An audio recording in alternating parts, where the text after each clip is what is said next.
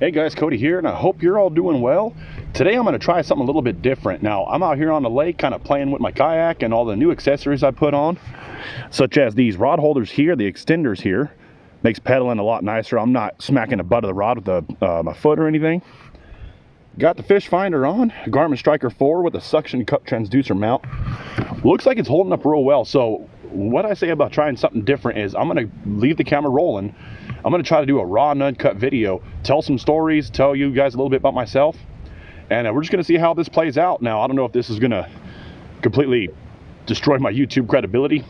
The fact is, I kind of don't care. I want to try this out. I don't know how long it's going to be, maybe an hour, maybe 2 hours, just depends if I have enough to talk about and if we get fish biting. So let me set you in the chest mount here. Now I'm just going to be trolling some lures at about 2.5 miles an hour while just keeping an eye on the fish finder, looking for any kind of schooling fish, bait fish spots. I forgot my cast net today, and actually I really don't want to be throwing it in this cold of water. I never threw a cast net in a kayak before, so I don't want to find out how unstable this kayak could be throwing the net out. We're marking some fish already here. I think that could be shad here.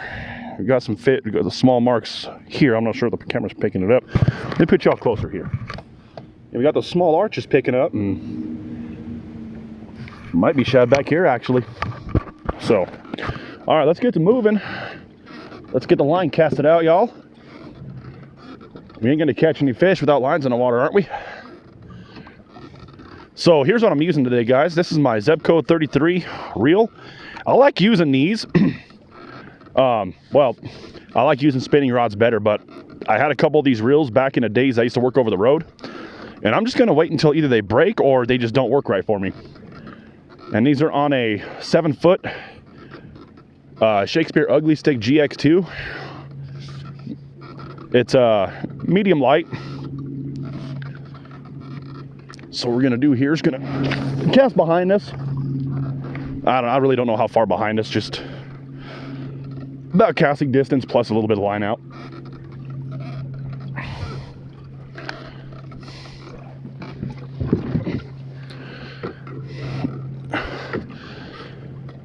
Now we're going to have that one on the left for the right rod. I got a golden kastmaster on here. Same rod, guys. It's a oh, this one's a medium heavy, actually, 6'6", so they are a little bit different. So this is a medium heavy 6'6", same reel, Zebco 33, and both the rods have 15-pound test braid on them. Look at that, we already got a fish, guys. 2 minutes. How far in the video are we in? 3 minutes in, we already got a fish. Can't even get the other line casted out. Now it feels like a trout. Small one, but it's a fish.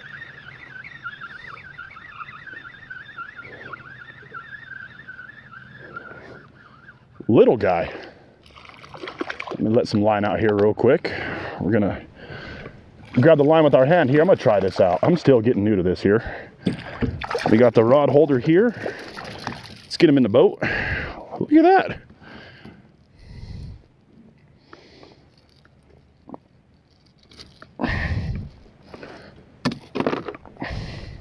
Don't move, buddy. I want to show you off. You're the first official fish on my first official raw and uncut. Little guy, he's probably 10 inches. Get out of here, buddy. Now, I don't keep any fish, and then you'll know why here soon. When I tell you all a little bit about myself, you'll know exactly why. That fish decided to bite right as I was casting my other line out, so I got a mess here. Kayak fishing, y'all. All right, let's keep on going, huh? Now, for those of you who are familiar with Pueblo Reservoir, I'm back here in this cove. That's in the North Shore Marina Cove. And I'm sorry about that squeaking noise. I didn't tighten these crank arms down tight enough on the pedal drive here, so that's where that noise is coming from. If I knew how to edit that out, I would. I promise you, next video, it's going to be fixed. I'm actually going to pull these arms off, probably grease, put a little bit of, I don't know, just a tiny film of grease on it. Actually, I don't know if it's the pedals or the... No, it's not the pedals. Yeah, I'm gonna have to put a little bit of grease on the drive here where it contacts the surface of the kayak here. That's what it is. It's just metal rubbing. I'm sure it's annoying on video, but it doesn't bother me a whole lot. It probably would after, you know, hours of doing it. But let me get away from this buoy here, because I know there's some cabling that holds that buoy down. I don't want to get snagged up in it. Well, let me show you this lure, y'all. This is what I caught that trout on. This is one of my favorite lures to troll with. Now, this is the, I don't know the exact name. It's just a jointed Rapala. I think it dives between 7 and 10 feet. Don't quote me on that. And as for the kayak I'm on, guys, this is the Hoodoo Voyager 100P. And before I cast this line out, let me show y'all here real quick. Let me stick this rod in the holder. I'm able to stand up pretty easy in this kayak here. I just got to scoot up and out. Yeah, you can see it's stable. I don't feel tippy at all. It's got a pontoon style hull underneath, so you got the two pontoons on each side, and it kind of comes up like a W, and it's got a long keel, so this kayak does track really, really well for being only 10 foot. Now, you're going to get a little bit of the whole weeble wobble to it when you paddle it. And I wish I could show you, but I didn't bring my paddle today. I got my emergency oar in the hatch there in case the drive fails. Oh, look at that. I can't edit this out. I done got my first tangle. I usually edit this crap out. I know this is boring. There we go. Kayak fishing, guys. Y'all who kayak fish know how that goes. All right. Got that lure out there. Now, if these fish could be a little bit patient, I can get the other rod out too. All right, did you guys, I don't think I showed you guys, this is the gold kastmaster I'm using on this rod here. Let me get steered correctly here. Yeah, it's a simple little gold kastmaster. Nothing too special about it. I think it's the Walmart knockoff. I'm pretty sure I paid, I don't know, $3 or $4 for a pack of 4. Got a good cast on that one. Set that one right up in that rod holder. And about a week ago I was out here, folks, and let me pull the camera out of the chest mount here real quick. A week ago I was out here at the lake kind of playing around with the kayak, and I lost a rod. What I did is, you see these rod holders have this little rubber cap on them, which are nice to keep the rainwater out and the insects or whatever wants to get in there. But this cap was kind of halfway closed on there. I went to set my rod in here, and I felt it go down a little bit because the cap was kind of halfway on. And when I let go, that rod just plopped into the water. I should have had a float on it like I have on these here. I bought those floats shortly after that happened. The pieces of foam that go on the rods. And you can get those at Walmart for, I think it's $3 to $4 for a pack of 4. And instead of using Velcro that goes around them, I opted to use zip ties because I don't plan on ever taking them off. Because 9 times out of 10 I'm fishing on either my Intex Mariner 4 inflatable boat. I got a review on that boat if you guys want to look it up. It's on my channel. I believe the title is Best Bang for the Buck Inflatable Boat. And it's an awesome boat too. I've had that thing for since 2016, and it's 2024 now. What's that, 8 years? Too early for math, guys, too early. But okay, a little bit about myself, y'all. My name is Cody Halverson. I live in Pueblo, Colorado. Grew up in that little town all my life. I'm married to a pretty wonderful woman. I'm kidding, she's awesome. And I have 2 kids. So I'm a father of 2 kids. My youngest son, Ryder, loves to fish. Well, my oldest son, Shane, is more of kind of the brainiac type. So he's mostly into the computers and the games and stuff. Nothing wrong with that. We each got our thing, right? So my wife is an ortho tech. She's always loved working in the medical field. I myself, I'm an NDT tech. So if y'all don't know what that is, if somebody's building something and they need it inspected, that's me. So I've been doing that for 10 years. And if this YouTube channel ever kicks off, I don't know, who knows, I may be fishing full time. I'll be living a dream then, right? One of my favorite YouTubers, and the one who kind of inspired me to start this channel, is Kayak Catfish. I highly recommend you guys check him out. He fishes on a Hobie Pro Angler 14. Got that nice motor guide on the front of his kayak with that GPS spot lock. I only wish to have that. But I'm stuck here pedaling, getting my leg workout. And he's been making YouTube videos for years. He's awesome. Great guy. All right, it's kind of my backstory here. Let me tell you guys a quick story real quick about catching my biggest personal best fish. Well, there goes the raw and uncut part, folks. The camera stopped working on me for a minute. I don't know what was going on with that, but I think it's something in the settings. I already set the camera, so hopefully that'll happen again, but we're still trolling. We're still moving along. Anyway, yeah, I was gonna let's go over a story, folks. This is a pretty good one. I think you'll like it. So, for those of you who saw my older channels, or for those of you, and for those of you who are new, I worked over the road for a while.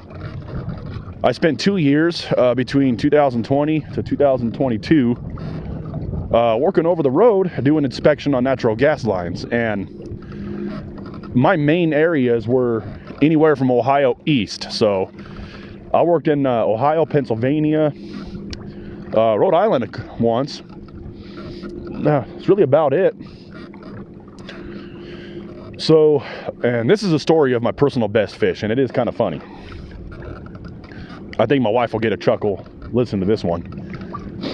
Anyway, I go fishing in Philadelphia a lot, you know. Well, when I get to Philly, I was working over there, of course, and I go do I go to a tackle shop to talk about, you know, what kind of fish to catch there. You know, I'm new to the area, and so I go talk to an actual bait shop, and a gentleman there said the striper are coming up river to spawn. They're coming up out of the ocean, up the Delaware River. So I said, good, you know, what am I going to catch those guys on? And he told me to use either bloodworms or bunker. And for those of you who don't know what bunker is, it's kind of like a shad of the ocean, a bait fish per se that hangs out in the bays. So I told him, okay, set me up. I buy a couple of rods at that bait shop. Cheaper, heavier action rods. I think they're 7 foot long spinning rods. I have him spool up 20-pound test for me because it was cheap. And I like to support the small bait shops. You know, I didn't go to a Cabela's or a Bass Pro or anything up there. I went to a small little mom and pop tackle shop. If I remember the name, I'd shout him out, but I don't. Anyway, he gets me all the gear I need, sinkers, hooks, the bunker. And he also gives me a pack of bloodworms. And I'm never touching those little things again. Those bloodworms are scary. They're one of their ends comes inside out, and they got these teeth on them. I found that out the hard way. Anyway, bloodworms weren't, well, I'm getting ahead of myself here, hang on. So I asked him, where's a good spot in the Delaware River? And a gentleman behind me overheard me asking, and so he said, hey, open your Google Maps, I'm gonna show you a spot. So he points out this spot. It's like a bend in the river, just north of Philly. And he says, you got to park in here though, and it's like this high-class country club type place. And he said, don't worry, the gates are always open. They usually don't bother people if you just walk on through.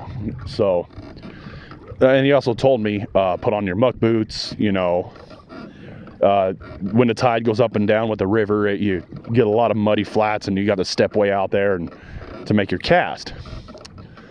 So I told him, you know, thank you very much. I gathered all my stuff, tossed it in the truck, and I head out. And go back to my hotel room, because that's what I was living in at the time. Put on my muck boots, knee-high mud boots, and I got a pair of shorts because it's summertime in Philadelphia, or late spring, early summer in Philly.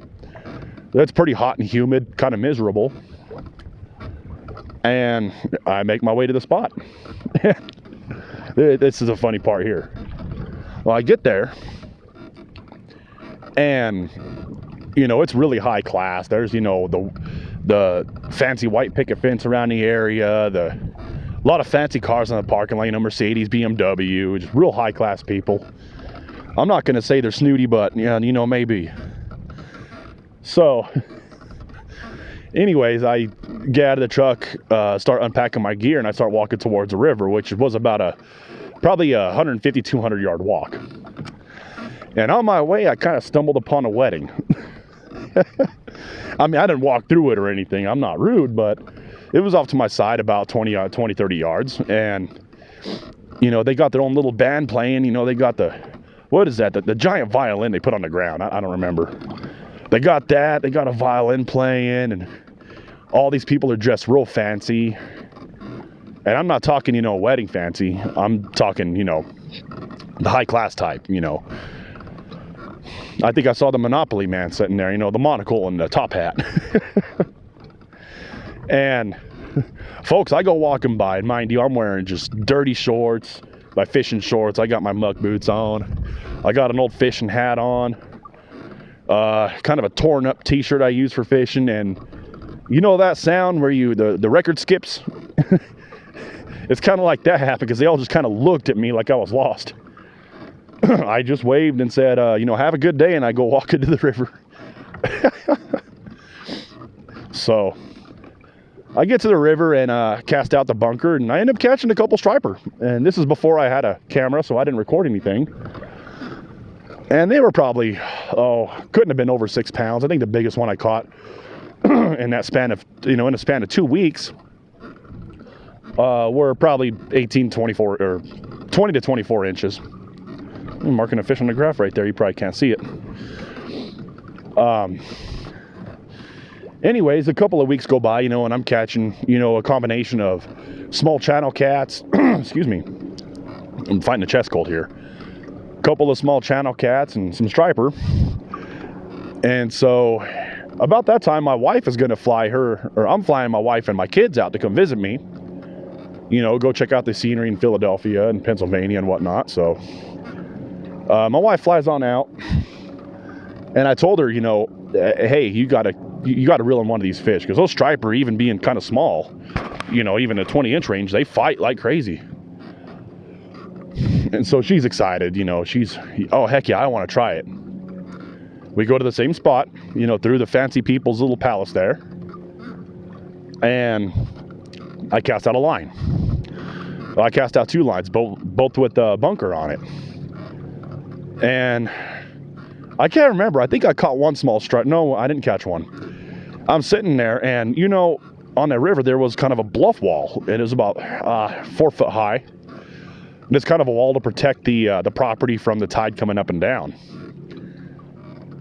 So I lean my rods on that, and I'm sitting back. At about 20 minutes after the bait hits the water, my rod flips over that bluff wall. It starts taking off. My wife is yelling, "Mine, mine, mine!" And hey, when I told her she could reel in the next fish, I didn't think it was going to be like that kind of fish. So I grabbed the rod, and this thing just starts peel and drag. This fish is, he is headed out of there. He's gone. And so, like always, the fish hits on the smaller of the 2 rods I got. I think I had 10 or 15 pound tests on it, so I'm out there fighting it while my wife is, you know, she's screaming mad. I want to reel it in. You told me the next fish, and I'm yelling at her back, you know. I know I told you could reel the next fish. I didn't think it was going to be this big, and it's just going back and forth. And I got him in. It was a 38, I think it's 38, 39 inch striped bass. And if I remember right, he weighed right about 26 pounds. So that was One of the biggest fish I ever caught. Heck of a good fight, y'all. It was fun. Until this day. This happened back, what was it, 2020, I want to say? Yeah, this is back in 2020. 4 years later, she still doesn't forgive me for that. So, I know I'm messing up telling this story because she's going to bring it right back up. But, there was a gentleman there, and I met him a few times before fishing that spot, that told me he never caught fish that big there before. You know, he's caught 10, 12, 15 pounders. Maybe he said he caught one pretty big one, 20 to 25 pounder, but I reeled in that 25 pounder, and he looks at me, or I tell him about it, and he looks at me and says, you got to be the luckiest guy alive, man. I've been trying to find those fish for years. So that was a good one. That was a good time. You know, I really did enjoy working over the road. I got to see some new places and everything. Excuse me. Let me stretch my back here a little bit. Oh, that's the thing I like about these kayaks here. I'm able to move around and stretch a little bit. This particular kayak being the Hoodoo Voyager 100P. I'm able to move around a little bit, you know, stretch out. But anyways, like I was saying, I did enjoy working over the road. Loved it, seeing new places and whatnot, but being away from family was just too much for me, you know. Not being around the wife or kids. I want to be there to help the wife raise the kids and be there for a lot of my son's milestones. But I got to fish a lot of cool places. One of my favorite places I fished was a little river in Illinois. It was in Peru, Illinois. I can't remember what river it was, though. It was real small, more of a creek. It was probably only, I don't know, 50, 60 foot wide. It's on my YouTube channel. I think the title is Prehistoric Fish Live at This Pump House or something like that. I was catching some good gar there, long nose and short nose gar. And those people in Illinois, because that's where it was, they like to throw those gar on the bank and let them die, and I don't know why. I mean, they're really not a trash fish, and there was really no big game fish in that river that the gar could take away from. Like, there was some white bass in there, but I caught a few of them. Oh, and I also caught a buffalo, which I wish I had the camera rolling. That was one day I totally forgot my camera, and I just wanted to go out fish and just, you know, decompress from work and not worry about filming. And I caught a dang buffalo. I don't know if it was a smallmouth or a largemouth buffalo. I couldn't tell you. I don't remember, but they look kind of like that carp, but they got those deep black eyes, though, and they look creepy. And I also caught a pretty good channel cat in there, too. But catching the gar is pretty fun. They're hard to catch, too, man, because they like to grab that, and I noticed this, so I did a little experiment while I was on that river. Actually, it's going to bother me. Let me look up that river real quick. I could tell you what river it is. I just got to get on my maps. That's going to bug the crap out of me, folks. I know that happens to you, too.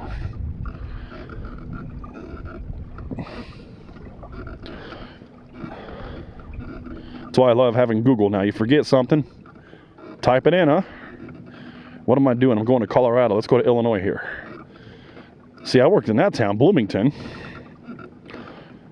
There's Peru, Illinois. That's where I was at. And that's that little river here. What is it called? Oh, the Vermilion River. I thought it was the Vermilion. Yeah.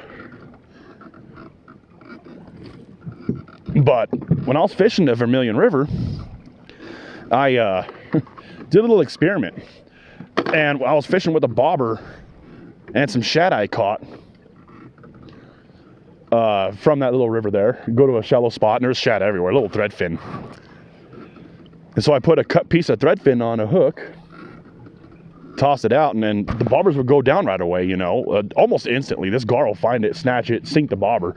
But when you go to pull, they weren't there. So what those gar like to do is they have those little long snouts. They like to just grab the bait, and they hold on to it for a minute. They don't eat it right away. So I casted the line out and the bobber didn't really go underwater per se. It just started moving around. So one time when I cast it, I just let it set for a while. I watched the bobber, it went upriver about 50 foot and it stopped. And I thought, oh, he let go. And then it started coming back downriver. I set the hook and I caught him. So to me, it may be those gar kind of like dogs in a way, and I'll explain. When you have more than one dog in an area, you give them a treat. Sometimes they don't eat it right away. They'll grab it up and take it off and run away with it. They want to be alone when they eat it. And I think maybe those gar are the same. You know, if there's a lot of gar in an area, that gar will grab onto the whatever bait it is, and he'll swim away from the other pack with it. Try to be alone. That way he don't have to fight over it. Well, that's one fish I'd love to go try to catch is the alligator gar.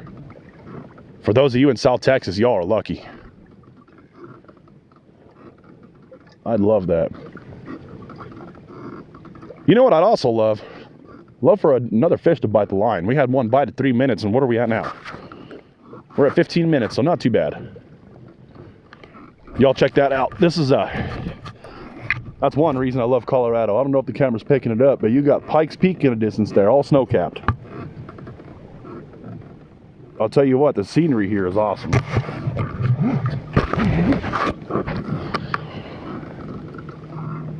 Now let me adjust this camera here a little bit here. Sorry if y'all had a bad angle. So this year, I plan on trying to target catfish more. I tried before in this lake here and didn't do too much good. In fact, I never caught a catfish out of this lake before. All the catfish I caught were in a small lake in the middle of town called Runyon, and also in a small lake called Minnequa Lake. That's over on the south side of our town here. I know in this reservoir they get big. I have seen some monsters come out of here. So, as the season warms up, I plan on outfishing this kayak, or outfishing, geez. I can't edit that out either, guys. I plan on outfitting, there we go, outfitting this kayak here for night fishing. So I think up front, I got a couple of flat spots just ahead of my drive here. Or maybe I'll mount it to the drive. I haven't decided yet. But I'm going to mount like a PVC tube up and put a light on. They sell these USB powered light bulbs on Amazon. And they're pretty bright. I bought one before for last year, but I think I broke it. Actually, I'm pretty sure I broke it. And I night fished with it a couple times, and it's good to use because either I'm going to make it a dual purpose that it could attach to the kayak through either a gear track, or I'll bolt on a screw into the hull a kayak or a PVC cap if I could talk. Jeez. And when I'm bank fishing, which that's going to kind of be a rare occurrence, I'll have a little stand for it so I could put it up, and that'll be my lantern per se. And to power it, let me show you guys what I got here. This came in the mail about a week ago. Let me see if I can reach around and grab it for y'all. This is my little, not really little, but battery pack here. I don't know the name of it, but the model number is, in case you guys want to look it up, YD-819. And it's got 42,800 milliamp hours. This holds a lot of power, and the best part is it's solar powered. So I'm just going to leave this in the window of my car so it could always charge, and it'll be charged up and ready to go when I want it. So that's going to be used this year. Let me see if I can put that back without falling in the drink here. There we are. So that's going to power that. And also it's going to be an extra battery for my camera here. I kind of got off track here. And also, be a nice phone charger for the kayak. And I don't want to drill any holes in this kayak if I don't have to. Like, actually, now I'm thinking about it, for the front camera mount, I'm going to drill into the lid of the hull there. The front hatch. I'll drill into that. Because you could replace the hatch. That's easy. That, and they sell those little rubber plugs, you know, for drain holes. If they don't work out, just plug it with one of those, or a well nut. Mark another fish real deep here. That fish is sitting at 80. That guy's sitting at 77, 78 feet. That's crazy. But the plan is we're gonna troll all the way down to where the dam is here, and I'll turn around, come back up, and I'll probably, if I don't catch any fish, oh well, I'll post this video anyways.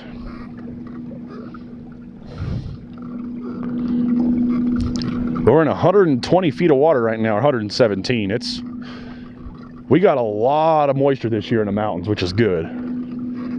The past 5 or 6 years, we've been having some dry winters and dry spring. So right now, this reservoir is almost at max capacity. I don't know if the camera could see it, but check out those sailboats too, man. Beautiful day for sailing. The wind's real light, but the dam up there in the middle is where the spillway is, the top spillway, and it's almost over it.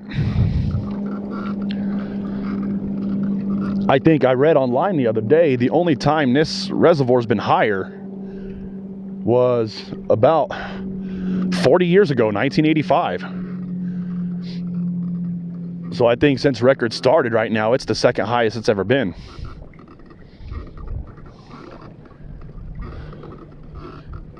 Got a bass boat up there. Looks like he might be going for walleye. A good walleye spot's up there, kind of where he's at. There's I don't know if it's a sunken point. I can't remember, a flat or a sunken point, or an underwater point. Sunken, it's always been underwater. But a lot of people go over there to fish for the walleye, and usually do really good. Every time I troll past here, and they call it sailboard flats, I usually hook up into a walleye, so I won't be surprised. I don't know at this time of year. In the summertime I do, but right now it's late February.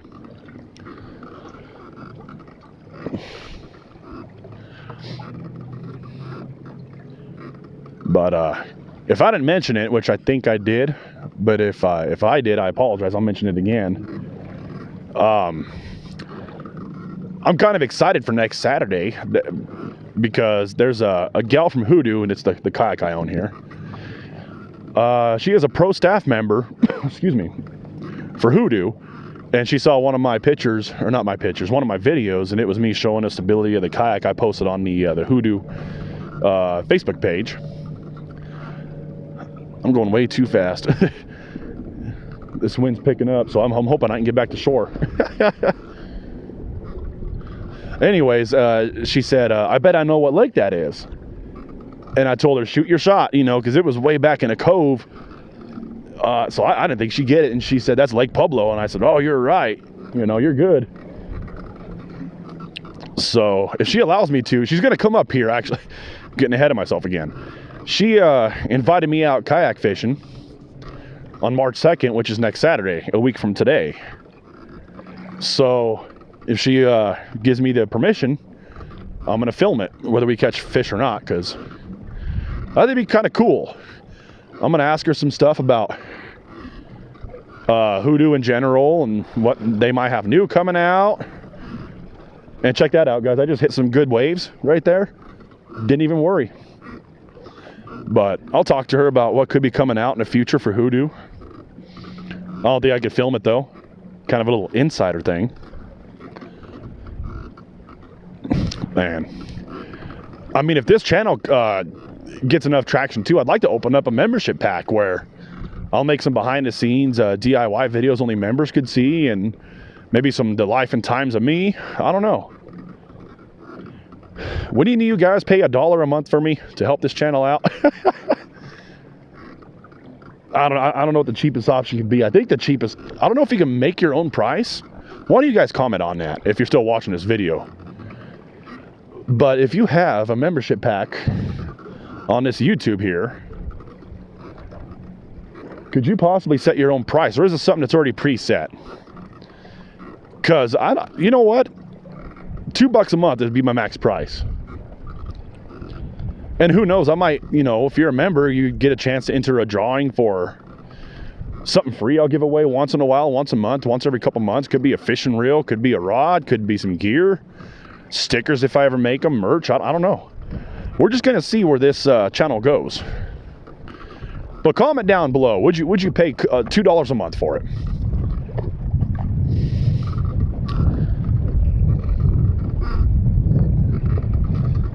That'd be something interesting. But I'll tell you guys another quick story here. I don't know how much longer I'm gonna film this, and my life jacket strap's getting in the way. It's getting pretty windy, so I might head back here soon. But one more story, if the wind doesn't let up. So I was fishing in Ohio, Cincinnati, or I was working in Cincinnati, Ohio. And I can't remember what the lake was called. And it was a small lake. It wasn't a pay lake either. I hate pay lakes. It's like shooting fish in a barrel. But anyways, I was fishing this this lake, and I bought an inflatable kayak because I couldn't obviously take one of these on the road with me. My company won't, and I asked them, they wouldn't let me put roof racks on the company truck. Anyway, so I went on Amazon and bought the Intex Excursion K1 kayak. Now, if I'm not trying to promote it, I'll put it in the description below. But if you want a really good built portable kayak, I recommend it. It's a nice kayak. We are getting all cattywampus here, aren't we? My rudder break or something? I don't think so. No? Just the wind pushing us around. And we're marking some fish right here. Anyway, so I ordered that kayak, it's a neat little kayak. Look up, I won't explain it too much, look it up in the pictures, but I take it out for the first time to this little lake because I wasn't really used to it. I wanted to take it to a big lake.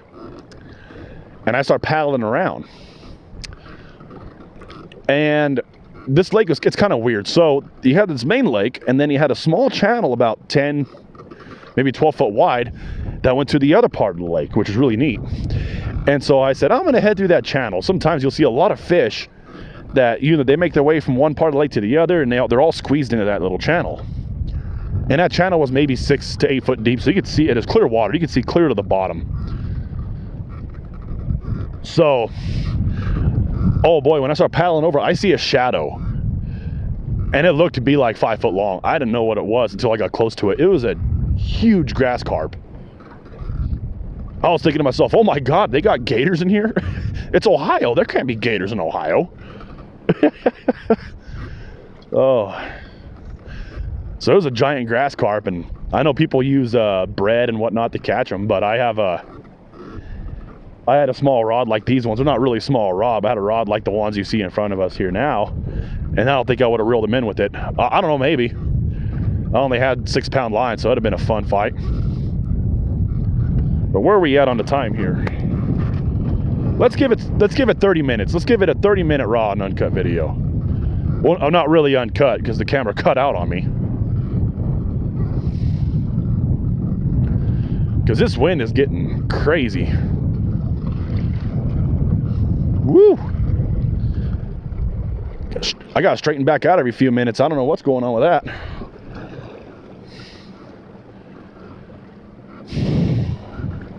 So we'll give it a couple more minutes, see if I get anything.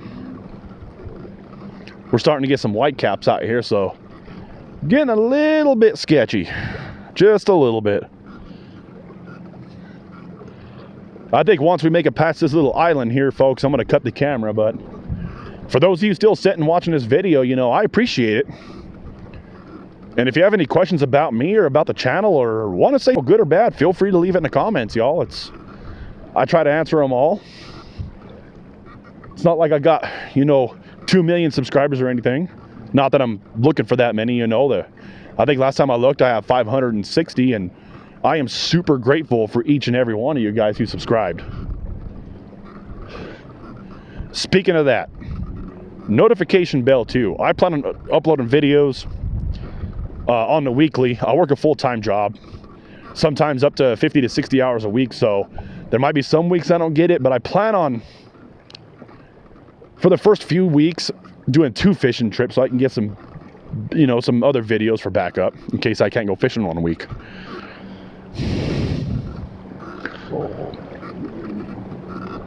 And that's the plan, y'all. 1 video a week, whether we catch fish or not, I guess. We'll just sit, talk, cuss, and discuss. Shoot the breeze, babble on, whatever you want to call it.